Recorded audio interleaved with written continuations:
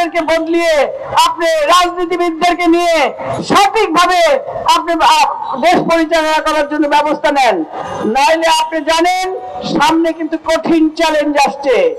এই যে আগুন ধরাচ্ছে এবং এই সাথে সাথে বিভিন্ন ভাবে তারা যে অস্থিতিশীল করছে, এটা তো কেবল শুরু, এরপরে আরো বেশি করবে। কারণ আপনারা জানেন পুলিশ কত মানুষকে হত্যা করেছে, কিভাবে হত্যা করেছে, নির্মমভাবে হত্যা করেছে, গুলির পর গুলি করেছে। এরপরেও কয়েকজন পুলিশকে আপনারা অ্যারেস্ট করেছেন। এই পুলিশগুলোকে আপনাদের বদলাতে হবে। পুলিশগুলো যদি না বদলান তাহলে আপনাদের আবার অবস্থা কিন্তু এই পুলিশের উল্টো দিকে নিয়ে যাবে। শেখ হাসিনা যেভাবে অত্যাচার করেছে, ব্যাংক শূন্য করেছে, রিজার্ভ শূন্য করেছে, লুটপাট করেছে, আজকে যে মেট্রো রেলের কথা বলা হয় যে তিনি নাকি মেট্রো রেল করেছেন, উন্নতি করেছেন, এটা কাদের টাকা? জাপানের টাকা করেছেন। পদ্মা সেতু কাদের টাকায়? চীন করে দিয়েছে। এবং এইরকম চ্যানেল, সেই চ্যানেল কে করেছে? এটাই করেছে চীন। সবকিছু বিভিন্ন জায়গা থেকে লোন নিয়ে করা হয়েছে। সেই লোনের বোঝা আমাদের মাথায় পড়ে আজও আছে। এই লোন কে পরিশোধ করবে? আজকে আপনি এই লোন দিয়ে আমাদেরকে ডুবিয়ে রেখেছেন।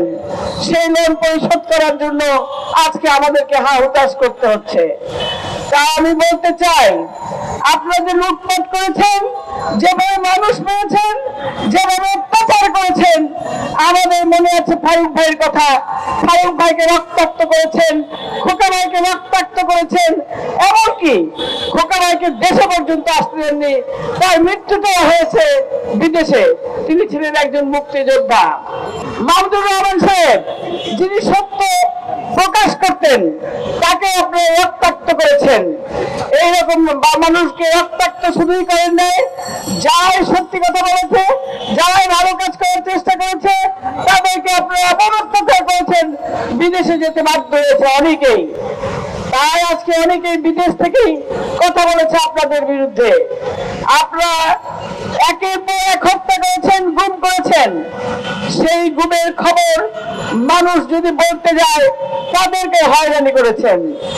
এই যে আপনাদের অত্যাচার, এই যে আয়না ঘর, মানুষকে কথা বলতে দেন নাই, মানুষ ভয়ের চোটে কোনো মিছিল মিটিং করতে পারে নাই, চুপচাপ করে যাওয়াটুকু করেছে, তাই আপনারা অ্যারেস্ট করে নিয়ে যে আমাদেরকে জেলে রেখেছেন।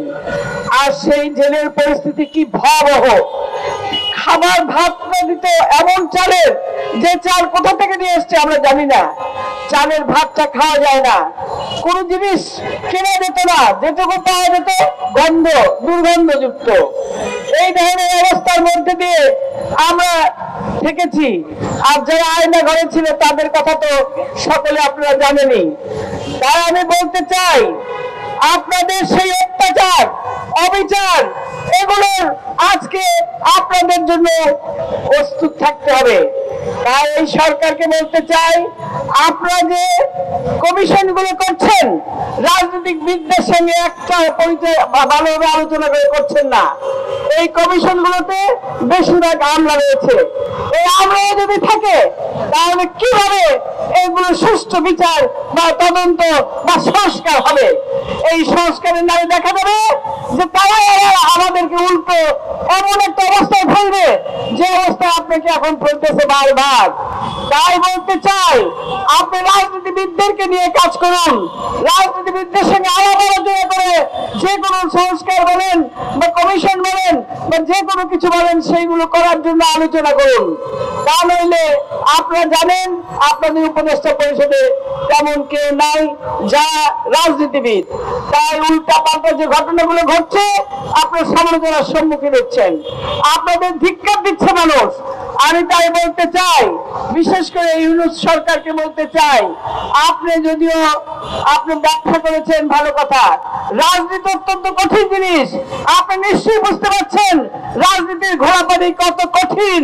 সেই কারণে আপনাকে বলতে চাই, আপনি এই উপদেষ্টাদেরকে বদলিয়ে আপনি রাজনীতিবিদদেরকে নিয়ে সঠিকভাবে আপনি দেশ পরিচালনা করার জন্য ব্যবস্থা নেন।